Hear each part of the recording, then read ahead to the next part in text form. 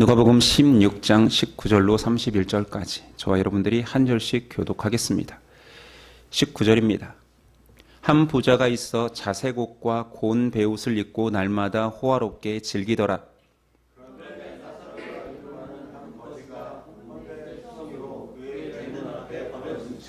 그 부자의 상에서 떨어지는 것으로 배불리려 하매 심지어 개들이 와서 그 헌대를 핥더라.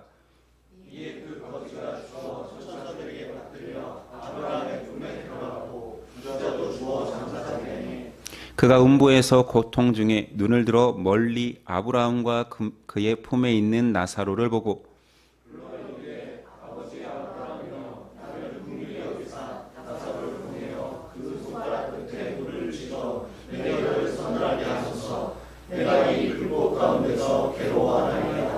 아브라함이 이르되 예, 너는 살았을 때에 좋은 것을 받았고 나사로는 고난을 받았으니 이것을 기억하라.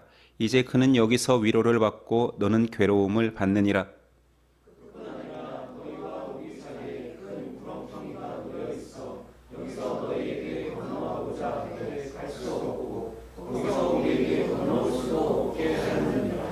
이르되 그러면 아버지여 구하노니 나사로를 내 아버지의 집에 보내소서.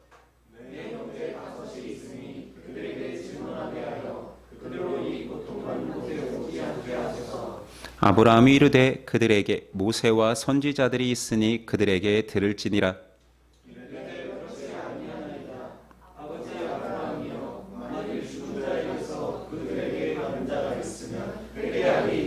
이르되 모세 함께 있습니다.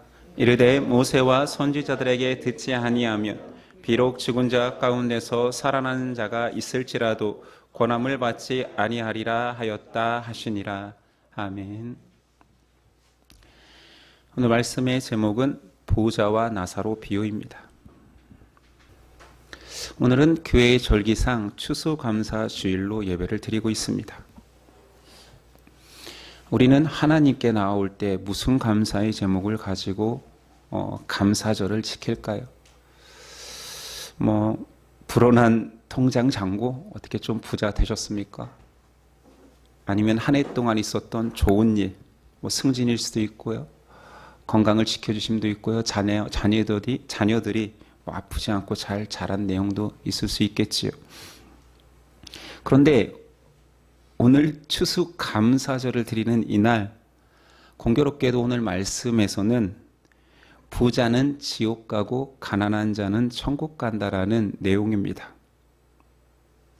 그런데 성경에서 말하는 부자와 가난함은 우리가 알고 있는 그 상식과 다릅니다. 돈이 많고 적음에 따라 구분되는 부자와 가난한 자는 아니겠지요. 본문은 천국과 지옥을 드러내고 있지만 구원의 방법을 말하고 싶은 것이 아닙니다. 그리고 또한 가난한 자를 비호하고 부자를 책망하려는 본문도 아닙니다. 성경 전체에서 말하는 부자와 빈자는 부자는 자기 능력으로 모든 것을 가졌기에 하나님이 필요 없는 자입니다.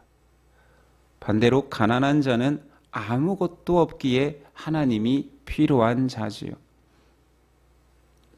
하나님의 은혜가 필요한 자, 가난한 자이기에 천국을 가는 거고 하나님의 은혜조차 필요하지 않기에 지옥 간다는 의미입니다.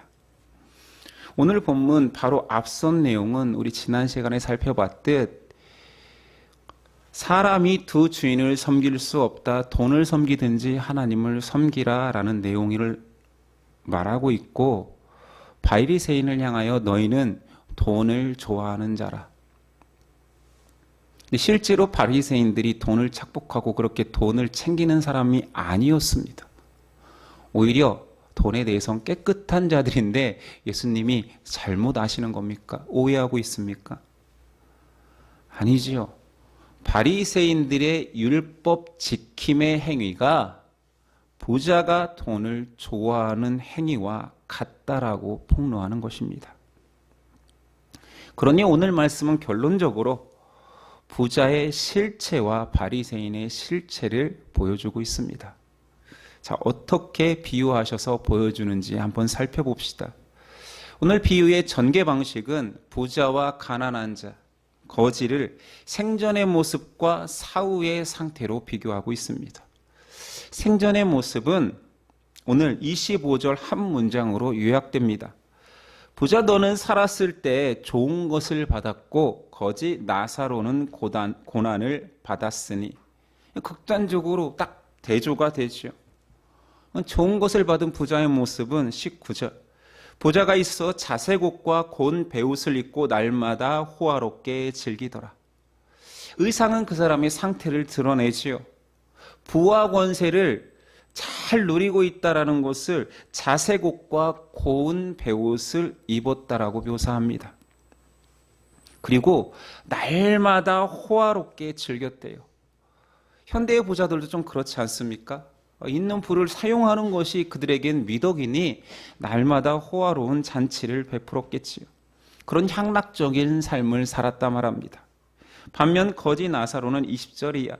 그런데 나사로라 이름하는 한 거지가 헌대투성이로 그의 대문 앞에 버려진 채 그 부자의 상에서 떨어지는 것으로 배불리려 하매 심지어 개들이 와서 그 헌대를 핥더라.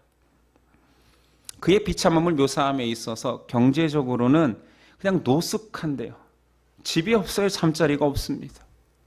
육체적으로는 몸에 상처가 있고 고름이 나니 그 헌대를 개들이 핥고 있습니다. 그의 비참함의 극치는 부자의 상에서 떨어지는 그 음식물 쓰레기 같은 것들로 배를 채우고 있습니다. 또 한 가지 비교의 방식으로 사후의 모습을 드러냅니다. 22절이에요. 이에 그 거지가 죽어 천사들에게 받들려 아브라함의 품에 들어가고 부자도 죽어 장사되매 그가 음부에서 고통 중에 눈을 들어 멀리 아브라함과 그의 품에 있는 나사로를 보고, 부자와 나사로 죽음까지도 사실은 뭔가 차이가 없습니다. 생전의 모습과 똑같아요. 죽을 때조차 나사로는 그의 죽음을 그냥 죽어라고 표현하지만 부자는 장사 지낸대요. 그러니 그 죽음을 아무도 장사 지내주지 않는 그냥 개 죽음이었죠. 나사로는. 부자는 충분히 유추할 수 있겠죠. 호화로운 장례식이 있었을 것입니다. 이 땅에서 마지막 이루어지는 그 죽음까지도 이 둘의 차이를 느낄 수가 없습니다. 그런데 결정적 차이는 사후입니다. 죽음 이후의 결과가 다르지요. 나사로의 죽음은 천사에게 받들려 아브라함의 품에 있고 부자는 음부에 떨어져 고통당합니다. 성경에 음부라고 표현되어 있는 음부는 예수님이 말씀하시기를 이것은 비유가 아닙니다. 실제적 공간, 지옥입니다. 음부는 천국에 들어가지 못한 자들이 유기되어서 형벌을 받는 공간입니다. 부자의 고백을 볼까요? 24절. 아버지 아브라함이여 나를 긍휼히 여기사 나사로를 보내어 그 손가락 끝에 물을 찍어 내 혀를 서늘하게 하소서. 내가 이 불꽃 가운데서 괴로워하나이다. 아니, 손가락 끝에 물을 찍어 그 한 방울 떨어뜨리는 걸로 내 입술을 적셔달라 하니 얼마나 뜨겁고 고통스러운지를 묘사할 수 있지요. 상상할 수 있지요. 그곳은 천국과 단절된 곳입니다. 그래서 소망이 없습니다. 세상과 단절되었습니다. 그러니 위로도 없습니다. 많은 사람들이 지옥을 묘사할 때 지옥 간 사람들이 아비규환처럼 막 서로가 엉겨서 막 뜨거워하는 것들을 묘사하기 쉽잖아요. 그런데 저는 이 본문을 보면서 이런 생각을 해봤어요. 그 뜨거운 곳에 여러 사람이 같이 있으면 저 사람도 아프고 저 사람도 아프니 그래도 조금 위로가 있지 않겠어요? 저는 지옥이 독방일 것 같습니다. 그 뜨거운 불구덩이는 개별 불구덩이고 다른 사람의 소리조차 안 들린다면 그게 더 고통스럽지 않을까요? 홀로. 감옥에서 가장 힘든 곳이 독방인 것처럼. 제가 너무 잔인한가요? 그렇다고요, 제 묵상에. 중요한 것은 결정적으로 하나님의 은혜가 그곳에는 미치지 않기 때문에, 고통이 영원하기 때문에 정말 무서운 곳입니다. 근데 부자가 그 음부에서 고통당하는데, 여기에 고통을 한 번 더 중첩시키는 것이, 눈을 들어보니 거지 나사로가 아브라함의 품에 있는 것입니다. 여기에 이제 하나님, 예수님의 비유다움이 드러나죠. 보좌가 아브라함과 대화를 합니다. 그는 아브라함에게 나를 건져 주소서라는 감히 말도 안 되는 요청은 못합니다. 왜 그러냐면 그것은 희망이 있는 거잖아요. 그래서 그가 요청하는 내용 첫 번째는 나사로를 통한 공유를 구합니다. 앞에서 말했듯이 저 나사로, 그래도 내가 생전에 우리 집 음식을 흘려보내줘서 우리 대문 앞에서 먹기라도 했잖아요. 그것을 떠올려 나사로의 손끝에 물 한 방울이라도 내 혀에 적셔 주십시오라는 요청을 합니다. 상황이 완전히 역전되었지요. 생전에는 거지가, 나사로가 구걸하는 자였다라면 지금 부자가 그 거지 나사로에게 구걸을 요구합니다. 그러나 25절이야. 아브라함이 이르되 너는 살았을 때에 좋은 것을 받았고 나사로는 고난을 받았으니 이것을 기억하라. 이제 그는 여기서 위로를 받고 너는 괴로움을 받느니라. 그뿐 아니라 너희와 우리 사이에 큰 구렁텅이가 놓여 있어 여기서 너에게 건너가고자 하되 갈 수 없고 거기서 우리에게 건너올 수도 없게 하였느니라. 사후에는 결코 지옥과 천국을 오갈 수 없습니다. 굉장히 단호한 거절이지요. 두 번째 요청은, 그러면 내 형제들이 있으니 이 고통당하는 음부가 있음을 알려주세요 라고 요청합니다. 27절이야. 이르되 그러면 아버지여 구하노니 나사로를 내 아버지 집에 보내소서. 내 형제 5이 있으니 그들에게 증언하게 하여 그들로 이 고통받는 곳에 오지 않게 하소서. 아브라함의 답변은 벌써 가르쳐주고 있다. 이미 전하여 준 모세와 선지자들에게 듣고 있다. 우리는 굉장히 영적 지식이 높은 상태입니다. 신학을 살고 있기 때문에. 모세와 선지자들이 전하여 준 그 말들이 예수 그리스도를 드러내는 복음임을 알고 있지요.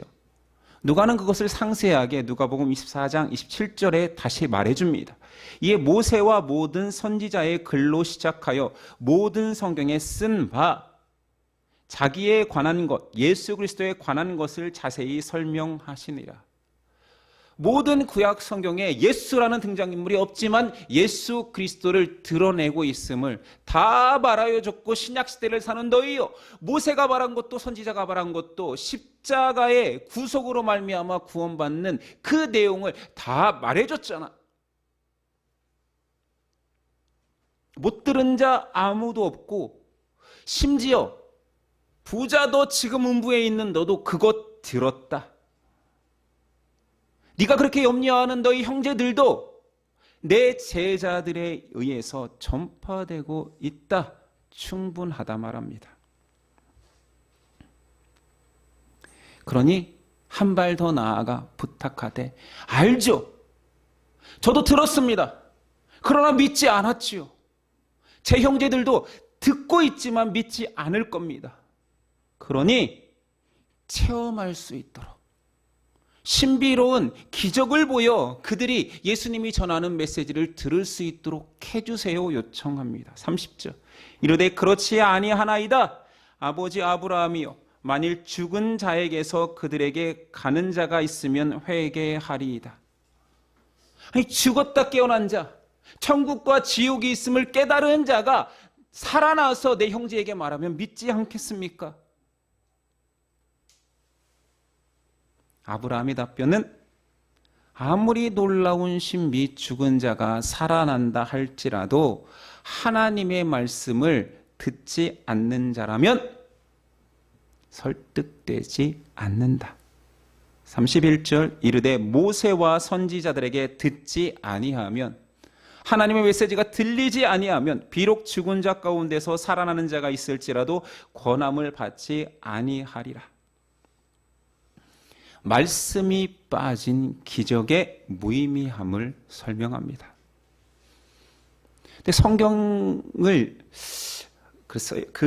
성경을 전하는 하나님의 계획하심, 하나님의 연출력이 얼마나 뛰어난지, 나사로가 죽어서 깨어나서 전하면 믿지 않겠습니까? 했을 때 아니야, 벌써 전해졌어. 죽은 자가 다시 살아나서 전해도 안 믿을 걸 했는데, 예수님 실제로 나사로라는 한 형제를 죽었다가 살려내서 전하게 합니다. 놀랍지 않습니까? 이 연출력이. 나사로가 살아서 전했을 때 사람들이 어떻게 했죠? 그때부터 더 견고하게 예수님 죽이기를 모의하더라.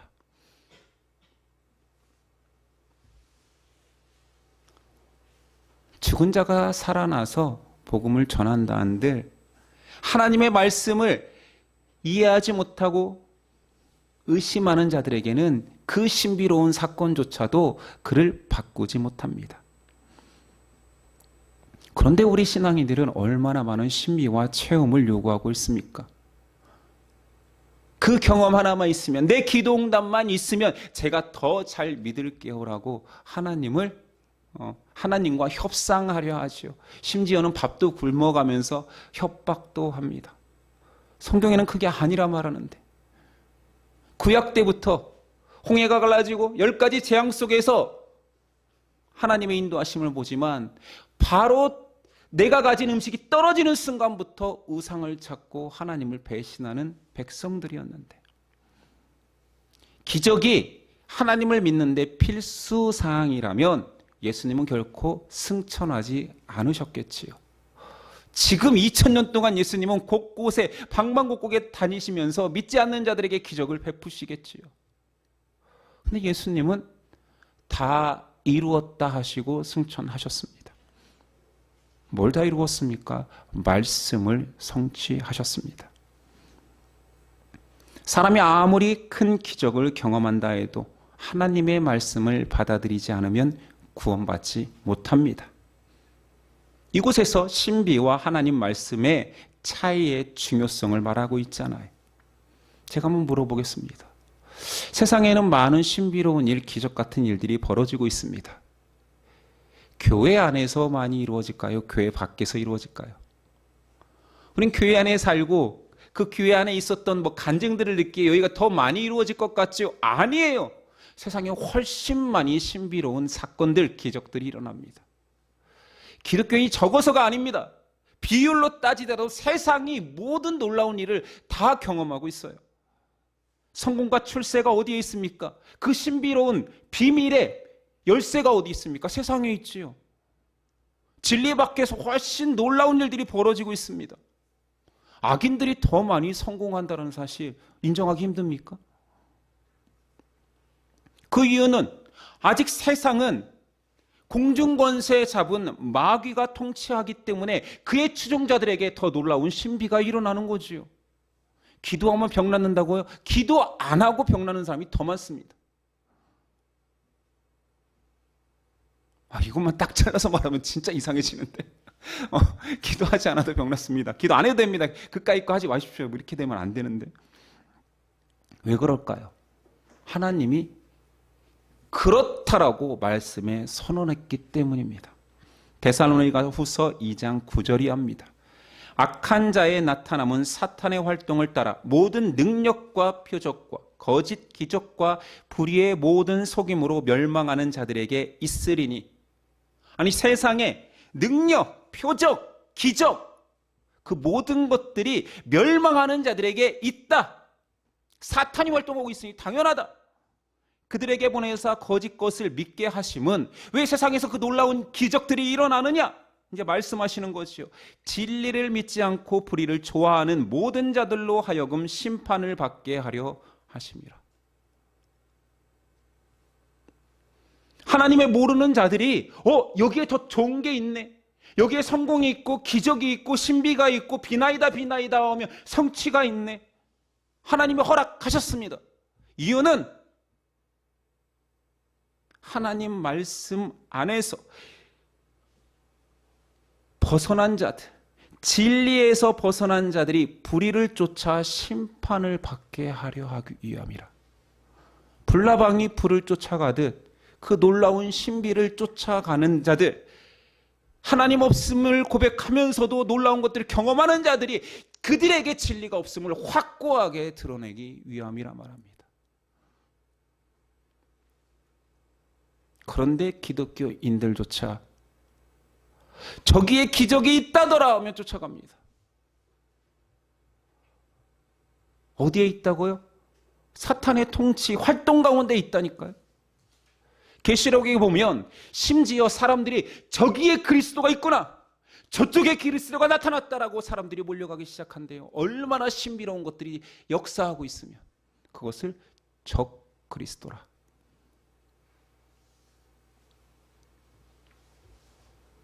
보좌는 모든 능력과 표적과 기적의 만족함 속에서 속아서 멸망하는 것입니다. 왜 지옥에 떨어지는지 알겠지요? 데살로니가 후서 그 앞의 말씀에 하나님이 미혹의 역사를 그들에게 보내사, 세상의 역사는 미혹의 역사입니다. 사탄 추종자들, 승리자들의 역사입니다. 그들이 역사를 기록하고 이런 문명을 만들어낸 거예요. 근데 하나님은 그것을 내 역사라 하지 않고 미혹의 역사, 하나님이 허락하셔서 거짓 것들을 믿게 하시면 그들에게 진리가 없음을 폭로케 하시기 위함입니다. 그러니 악인이 멸망하소서, 그것은 하나님의 뜻이 아닙니다. 악인은 승리합니다. 부자는 성취합니다. 가난한 자는 헌대를 핥고 부자의 상에서 떨어지는 쓰레기를 받아 먹습니다. 오늘 비유의 내용은 그런 내용인데 어떻게 받아들이시겠습니까? 누가복음 15장 16장은 정말 주옥 같은 비유들만 가득한데 그 비유 속에 복음의 정수가 담겨 있습니다. 부자가 지옥에 떨어진 이유는 무엇입니까? 악인이어서 그렇습니까? 그런데 부자는 아무리 봐도 악인은 아닙니다.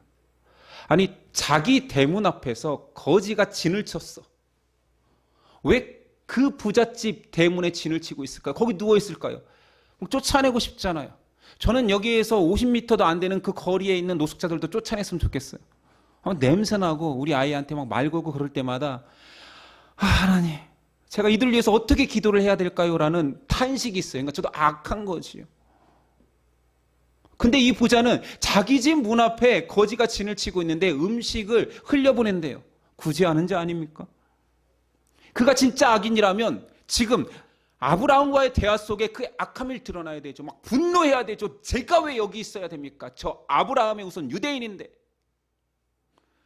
그럼 반성하는 자요, 양심 있는 자입니다. 이런 자가 왜 지옥에 있지? 그리고 더 결정적인 것은 그가 지옥에서 형제들을 전도하고 싶어 합니다.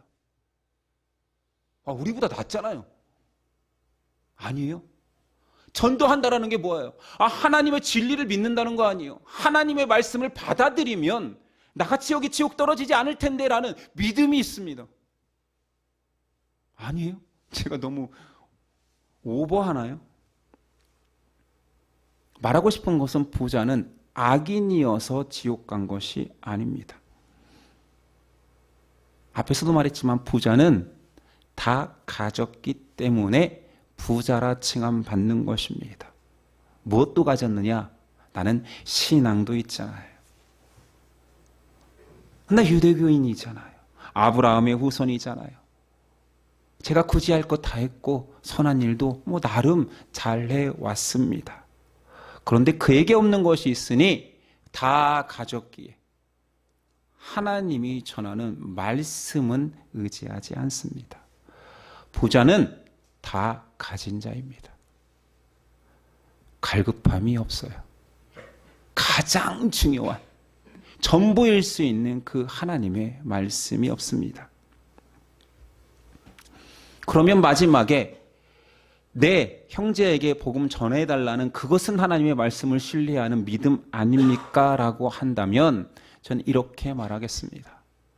이것은 그 고통 중에도 진리 가운데 자기가 심판받는 중에도 형제만 떠올리는 핏줄만 떠오르는 자기 확장일 뿐입니다. 여전히 자기 애가 가득한 상태인 거지. 그건 긍휼이 아닙니다.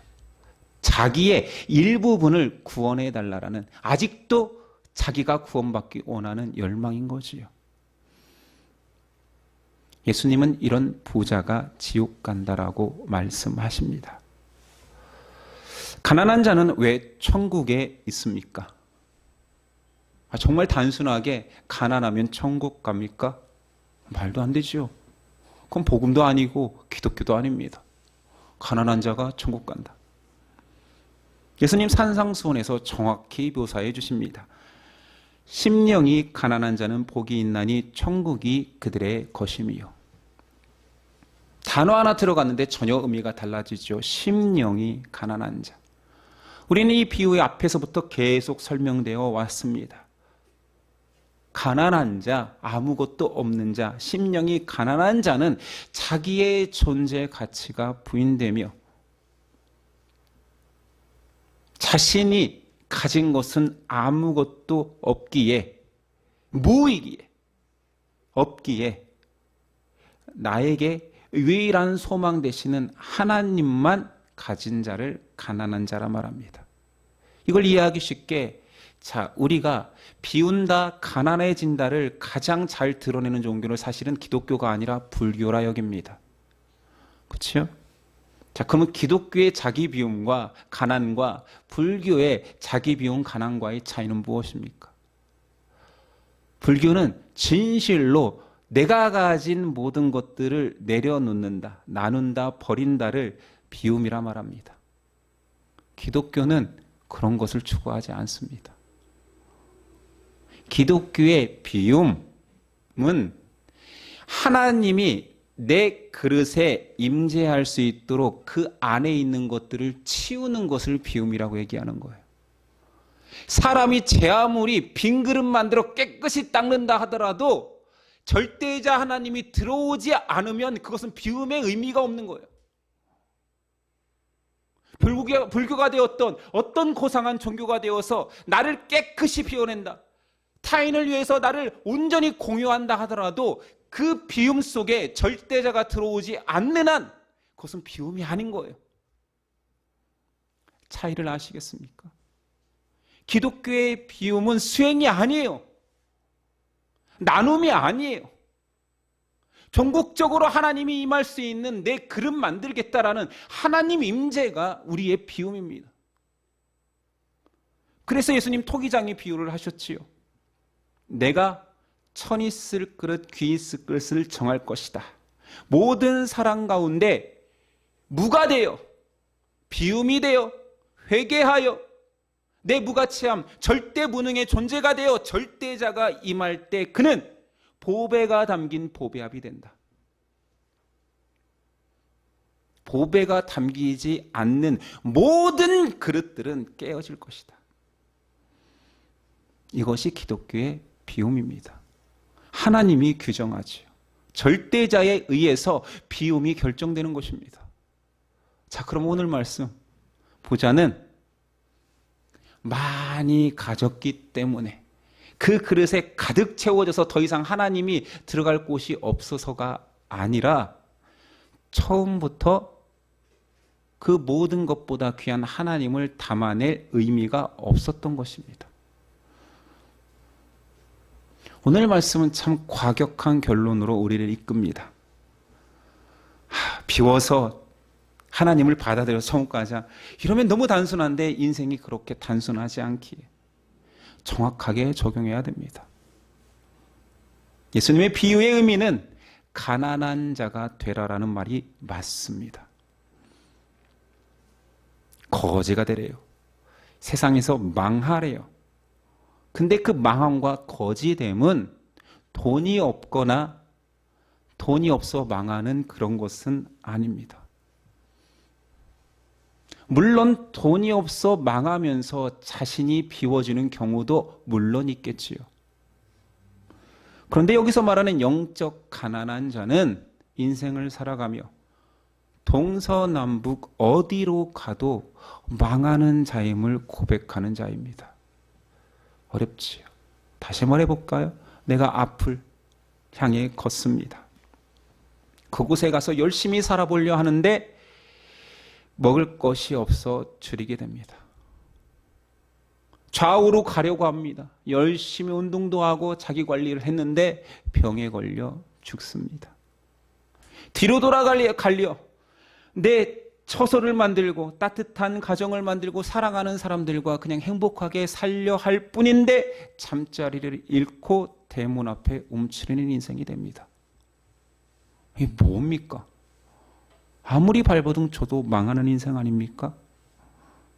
그때서야 하늘을 보고 하나님을 찾습니다. 이런 인생 되라는 말입니다. 저도 메시지를 이렇게 전하고 싶지 않으나 이게 오늘의 메시지인데 어떻게 합니까? 여러분 동으로 열심히 뛰어보십시오. 앞으로 뛰어보십시오. 뒤로 뛰어보십시오. 세상 사람들이 그렇게 성취하는 것들을 성취해 보십시오. 망합니다. 하나님의 사람은 망합니다. 눈물만 흘립니다. 사기당할걸요? 망할걸요? 거지될걸요? 그때서야 우리는 하나님을 진실로 의지하는 자 됩니다. 15장부터 계속 이어지는 비유는 탕자와 나사로 비유를 통해서 완성되는 것입니다. 망해야 됩니다. 인생은 망하는 것입니다. 인생에서 좌절을 경험해야지만이, 속상해야지만이, 사람한테 배신당해 봐야지만이 배신하지 아니하는 하나님의 신실하심을 깨닫습니다. 이것이 가난한 자가 천국에 들어가는 이유입니다. 저 여러분 세상에서 성공하기를, 부자를 꿈꾸는 자들 아닙니까? 그래서 예수님이 이 비유를 하신 겁니다. 돈을 추구해서 부자가 아니라 니네 신앙 속에서도 네가 지금 종교 가진 것 그것 속에서도 바리새인처럼 성공을 꿈꾸잖아. 너 안 망하잖아. 아니 이 땅은 망해서 돌아오라라고 허락한 땅에서 너희는 성공을 위해서 기도하고 있고 심지어 하나님을 이용해서라도 그 세상 사람들이 갖는 것보다 더 높은 것을 기대하고 있잖아. 난 망하라고 줬는데, 나는 이 땅에 내려와서 망했는데, 십자가 지고 죽었는데, 나를 따르라 했는데 너희는 성공하겠다고. 나는 예수님과 전혀 다른 십자가를 지겠다고. 그게 뭐지? 그게 뭡니까? 그거 기독교 맞습니까? 우린 젊은 자들이기에 제가 만약에 이거를 중고등부 예배 때 한다면 저는 미친놈이에요. 아마 여러분이 듣기에도 약간 미쳤다라는 표현은 좀 저한테 우리의 관계성 때문에 말하지 못하지만 왜 또 저래? 왜 또 저래? 목사님 요즘 아픈가? 예, 맞습니다. 감기 걸렸어요. 목사님 요즘 힘든가? 말씀이 저렇게만 보이지? 갱년기인가? 왜 이렇게 까칠하시지? 그럼 복된 말씀, 행복의 말씀, 위로의 말씀 주시면 안 될까? 위로의 말씀 할게요. 그럼 본문 나오면 할게요. 본문이 그것을 말하고 있지 않은데 어떻게 제가 여기서 위로를 말합니까? 물론 여러분 다 그지 갖고 가난해요. 그러니 천국 간다고 얼마나 깔끔하게 결론 내릴 수 있습니까? 근데 우리가 아직도 부자로 산다라는 거지. 바리새인을 손가락질하는 우리가 바리새인이라는 거죠. 예수님 믿는 그 알량한 그 신앙, 교회 조금 다니는 그 알량한 신앙 가지고 나는 천국이 확정된 것처럼 살고 있는 우리 아닙니까? 그리고 사람들한테 손가락, 저 사람은 왜 저렇게 살까? 저 사람은 교회 다니는 거 맞는가? 저 사람이 있는 천국은 가고 싶지 않다. 우리가 부자라는 것입니다. 안 망해서 그래요. 안 아파서 그래요. 거지가 되지 않아서 그렇습니다. 망하는 기독교. 아니, 기독교가 망하면 안 되죠. 기독교 안에서 망하는 우리를 경험할 때 망하지 않는, 흥하게 하시는 하나님이 선명해집니다. 우리 어렵지만 한번 이렇게 다짐해 봅시다.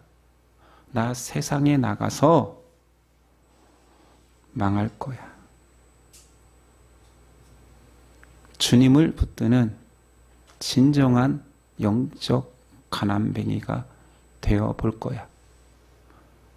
외롭고 수치스럽고 도망치고 싶고 감추고 싶겠지만 그 속에서 하나님을 노래할 거야. 고백하는 우리 되었으면 좋겠습니다. 기도하시겠습니다. 주님, 우리가 말씀을 사모한다 하지만 진실로 그 말씀 앞에 나를 대면하고 있습니까? 진실로 하나님이 주시는 말씀을 그 의미 그대로 받아들이고 있습니까? 나에게 좋은, 나에게 필요한 금송아지로 바꾸어 부자의 마음으로 신앙하려 하지는 않습니까? 예수님이 가신 길이 이 땅에서 망하는 길이요, 그러므로 말미암아 복음이 된 길인데 우리는 여전히 흥하는 길 속에서 죽은 이후에도 더 흥하기를 원하는 욕심쟁이는 아닙니까? 복음을 바로 알아 예수 그리스도께서 걸어가신 길을 힘들지만 가보겠습니다. 고백하는, 나는 절대 못 걷겠지만 성령님 도와주십시오. 고백하는 우리 되게 하옵소서. 우리를 구원해 놀라운 역사 속으로 이끌어내실 예수 그리스도의 이름으로 기도드립니다. 아멘.